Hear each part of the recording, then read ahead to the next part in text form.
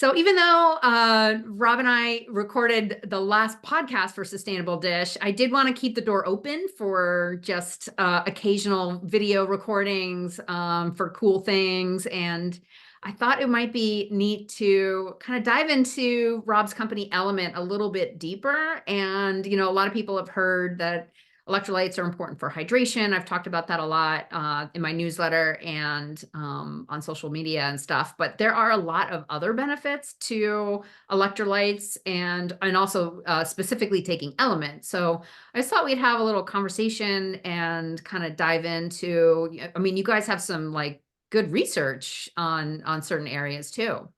Yeah, it's interesting and completely self-serving. Like I'm the dude selling you salt, so of course I'm gonna spin it up and say that salt's great for you. And I will put in a caveat or like the reality that we started as a blog post about the importance of electrolytes, specifically sodium, and we started everything off with a how to make your own keto aid, this much sodium, this much potassium, this much magnesium, lemon juice, stevia, water, shake it up and go.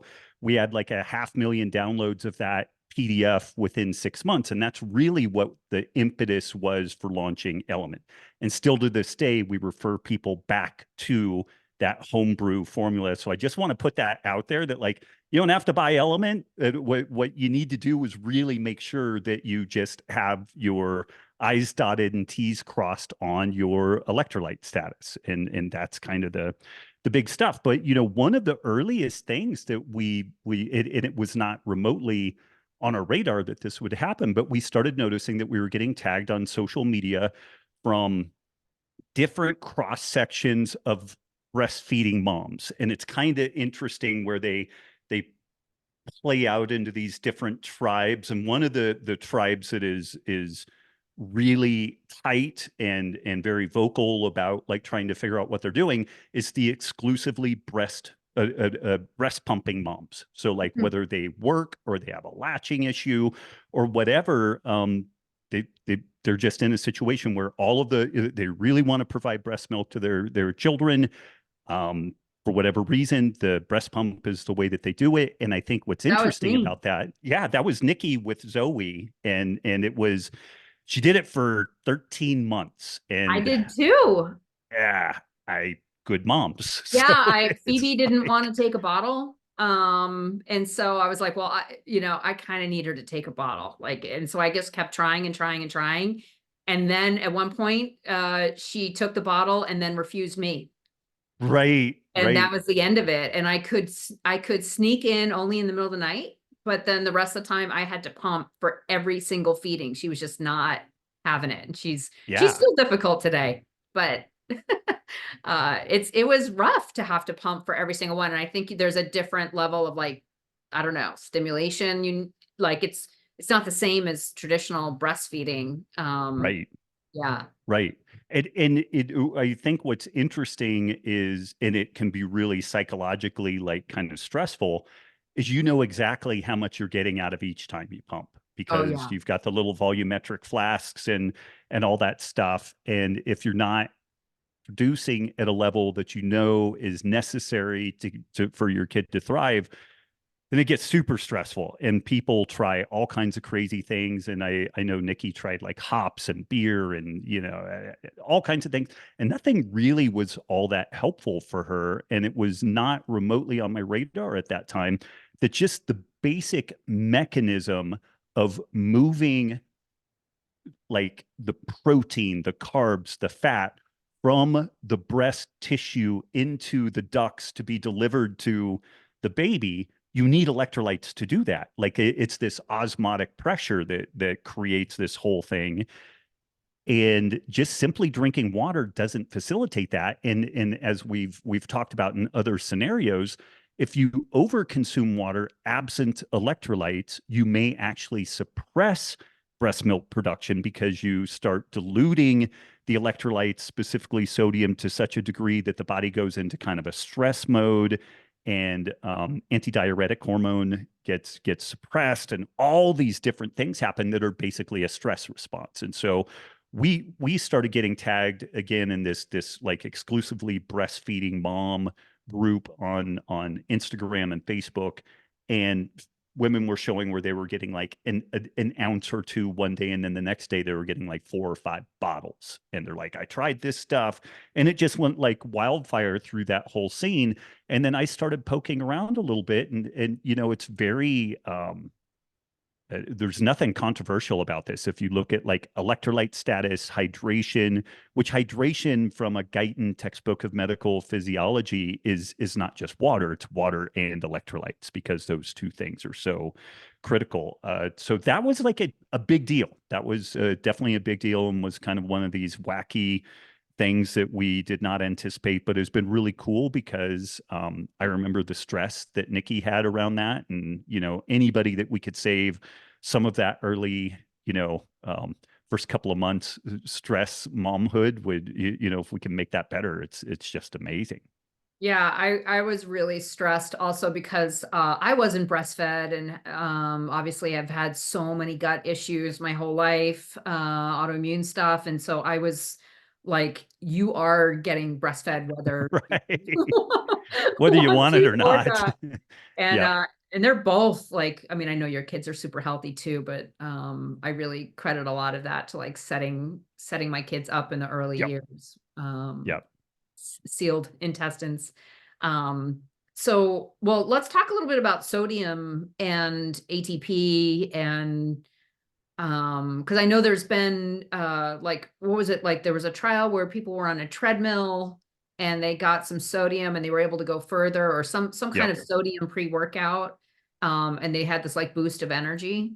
Yeah, I mean, when again, this is some of this stuff that it's almost like hidden in plain sight. Like everybody's gone through like high school or college biology and like ATP synthesis, Krebs cycle, TCA cycle, something where basically where energy is produced, and every muscle contraction, every nerve impulse, every molecule of ATP that's produced is largely driven by sodium potassium pumps. And it's not surprising that as we begin to see like that sodium potassium ratio get skewed, if we are deficient in sodium, if we over consume liquids again, absent adequate sodium, then that system gets kind of sluggish, and you'll feel lethargic, foggy headed, low energy.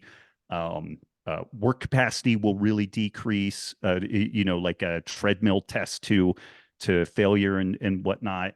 And so just being able to get that adequate sodium level, it's so much more important to make sure that you have adequate sodium, and it's more dangerous to be deficient, or particularly to overconsume liquids absent adequate electrolytes, because if you overconsume sodium, unless you have like really late stage kidney disease, and honestly, even in the situation of kidney issues, they're mainly monitoring potassium, not sodium. Like this is where they're looking at like, are you eating carrots and celery and stuff like that, these high potassium foods, because that is going to kill you more quickly, more easily than excess sodium. But by and large, if we overconsume sodium, 20 minutes later, our urine contains a concentrated sodium bolus, and that's it. Like the body will sift through that.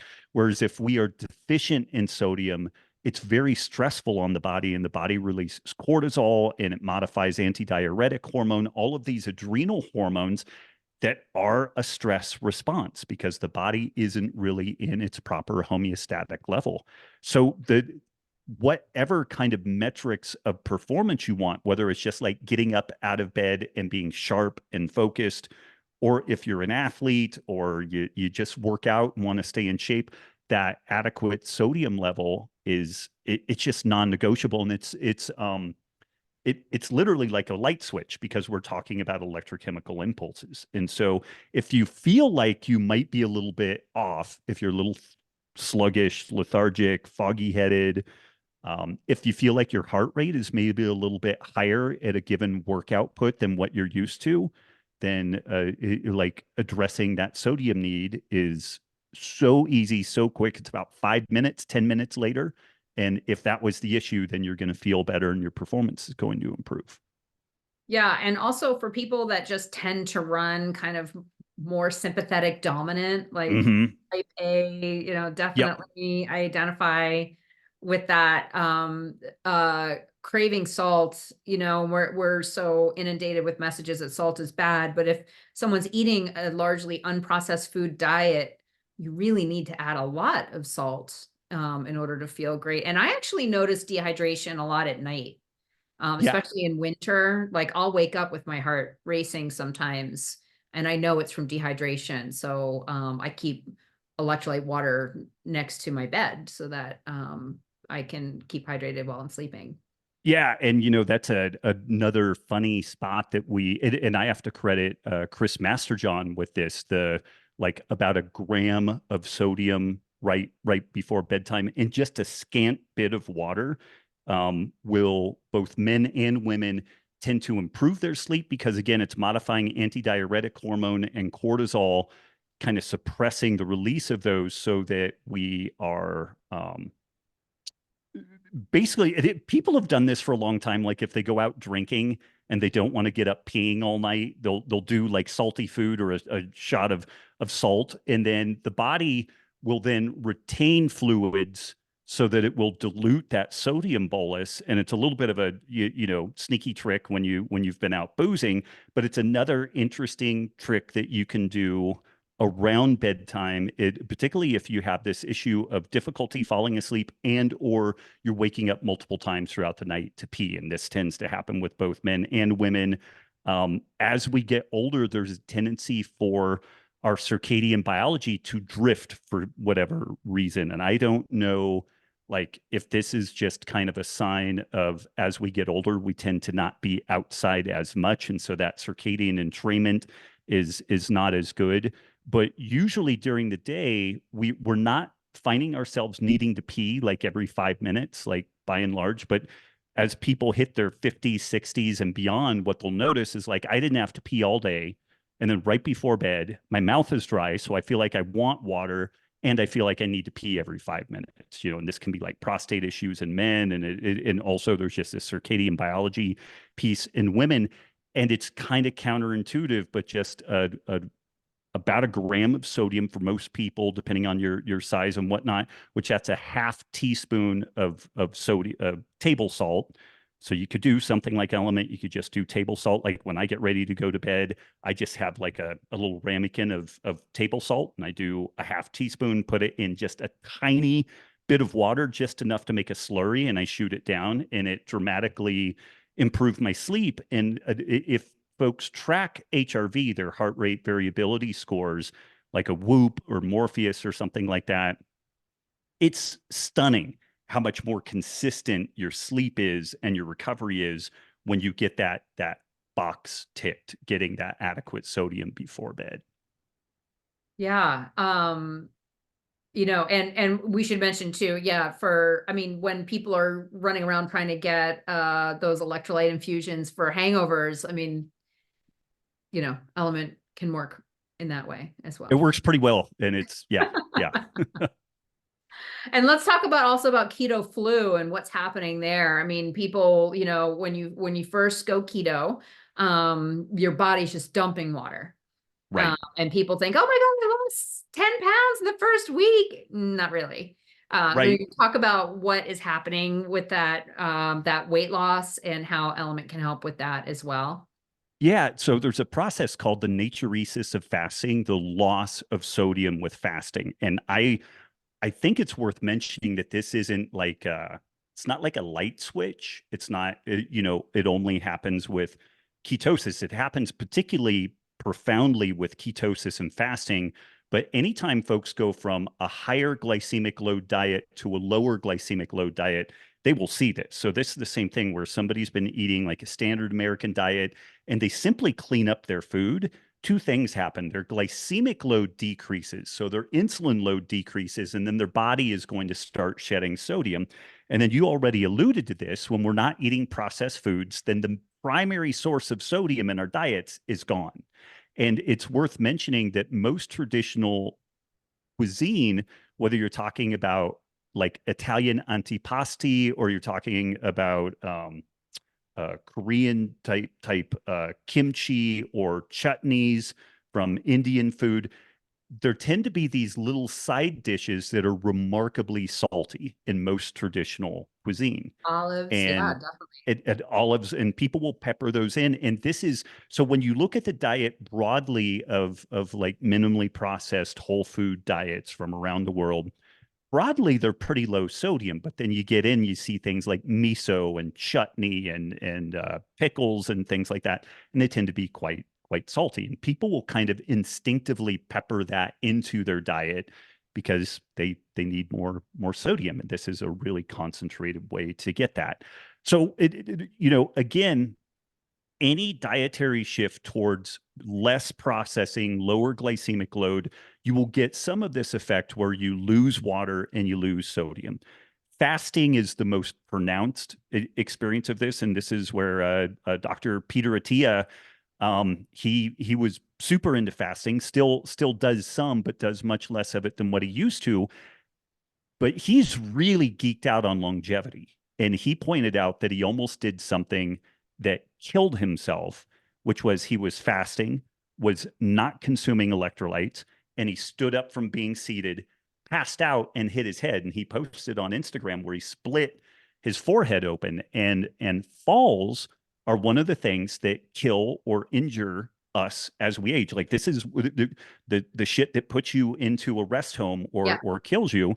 And he was like, I cannot believe, as like this high level, like Johns Hopkins, physician and all this stuff, that I neglected to get adequate electrolytes while I was fasting and could have given myself a significant traumatic brain injury. So this is like, however smart you are, Peter Attia is smarter than you. He's smarter than me. He's smarter than just about everybody. And he made this mistake, and so that's a really extreme example of somebody fasting for multiple days and then having this really profound vasovagal response where he passed out.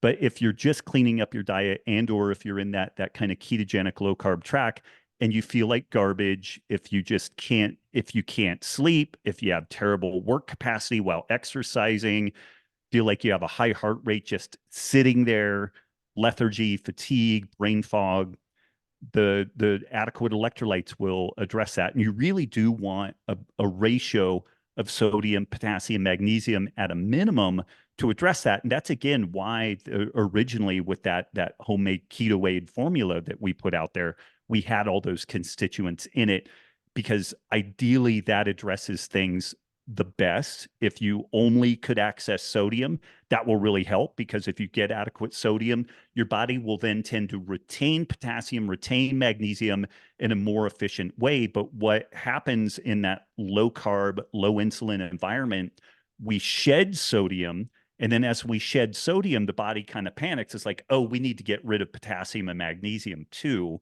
to keep this ratio. And Mm. then everything spirals down.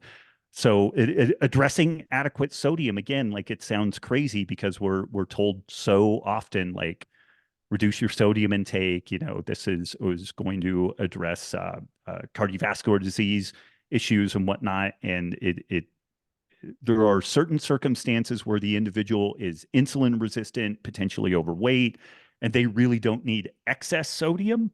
But we also understand that reducing sodium doesn't really help them, because the primary driver isn't the dietary sodium, it's the dietary glycemic load, excess calories that make them insulin resistant. And so we really need to address the diet and lifestyle. And the sodium really is a bystander in that. Yeah, I think that's one of the reasons why nuts are so easy to overconsume. It's not the nut, because like eating an unsalted almond is actually not so much fun. Super exciting. Yeah. Yeah. But like nuts, cheese too Hmm. has a lot of sodium in it, and it's been a traditional food, forever and ever to most cultures. Easy to just I liked how you were mentioning it's a condiment. So it wasn't like Yep. the main meal was actually light in salt, but then people could dose themselves with olives or some cheese or something as needed Yep. to taste. And even with like having raised livestock, you have a salt lick out there. You don't put the salt in the water necessarily. You let them dose As to per their need. Yeah. taste. Yeah. of all the nutrients that humans, mammals, broadly need, we have B vitamins, magnesium, molybdenum, zinc, all on and on and on. All of these things have a taste. If you were to do just like zinc on your tongue, it would have a taste. But the only nutrient that we have specifically a taste receptor for is salt. So we Mhm. have sweet, salty, umami, the different taste characteristics. But sodium is the only one that we have a specific taste receptor for, Mhm. and it highlights how critically important it is for our health and our physiology and well-being. And again, we're largely blaming salt for what processed food does to us. And salt in the context of processed food isn't necessarily our pal, because like you said, even in the case of nuts, like if you just took almonds out of a shell, not that exciting, like actually really not exciting. Soak them, sprout them, and then roast them overnight. Way more interesting. Um, put some salt on them, put a little bit of liquid smoke around it, and each layer of this thing, now they have it where it's like almonds with like Cheetos type cheese crust on it and whatnot, or the death for me is the sweet, salty, crunchy. So like you do some sort of a toffee thing around the almonds, and there's no off switch for me on that, and but we're blaming it. It's really ridiculous to blame almonds when you've covered it in sugar and salt and processed seed oils. And it's like somehow that's the problem of the almond, not the conglomeration there, Yeah, reminds me of another food that gets like vilified. burgers. It's that beef in the middle. It's not the fries and cola and everything else with it, Yeah, yeah. Yeah.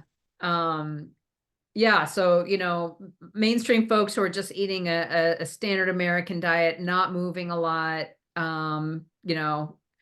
that's a very different case than the people who are following you and I and really trying to optimize things, trying to eat clean, or maybe new to eating clean. And, that brain fog piece really, um, it's powerful. Like I remember when I first did the Paleo Solution diet, like prescribed in your book, I felt like I always describe it as like I was on like 3 Benadryl a day Right, right. for like 3 weeks until I just woke up. And I'm sure if I had just salted things a lot more, I would have felt so much better because I was That's an interesting point, not to throw Lauren Cordain under the bus, but he looked at what he felt like was kind of ancestral levels of sodium intake, and that they were generally pretty low. And I would sign off on that, but I think there's also a lot of caveats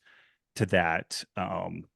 But what I noticed running a gym and working with people is that they would go paleo, they would kind of feel better, but then they would start getting cramps and they would have problems sleeping, and they just had this profound, like, insatiable desire for salt.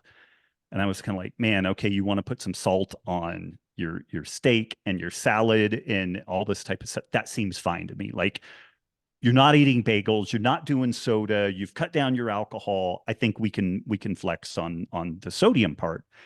And it, because I was not nearly as well steeped, hopefully, as what I am now on this topic, but I had really dug into, like, does sodium cause hypertension? And I didn't buy that. I really feel like the hypertension is driven by insulin resistance and whatnot. So I think because Lauren was operating from a purely theoretical standpoint, he vilified salt up there with like gluten and seed oils and stuff like that. And I think it's super misplaced, particularly if you have just a really active athletic population. One of the groups of people that have super embraced element and just this idea of more optimal hydration is ironically what we call the industrial athlete, like ranch hands and people who work tugboats and oil rigs where they're in hot, humid, direct sun environments. And these people get crushed by that kind of environmental heat, humidity, exposure, usually the thing that they go for is something like a Gatorade, Gatorade. which is more sugar than it is sodium at this point, and really not doing folks favors. But people in those situations where they really can feel their performance wane, whether it's cognitive performance or like physical dexterity and whatnot, when they get on point with electrolytes, it's kind of miraculous. So again, covering a lot of ground, but that Paleocene whole minimally processed foods. You could have the same story with like a Okinawan diet or Mediterranean diet. But in the periphery of that, there's almost always been these salty condiments that people will add into the food, and they do it at kind of an instinctive level. And I think something that's really fascinating is when we have inadequate sodium, salt tastes better than just about anything you could imagine. And Mhm. then when you start hitting your limit on the sodium, it is much less enjoyable. Like you really run up against kind of a brick wall with the Mhm. desire to consume more sodium, all other things being equal. Yeah.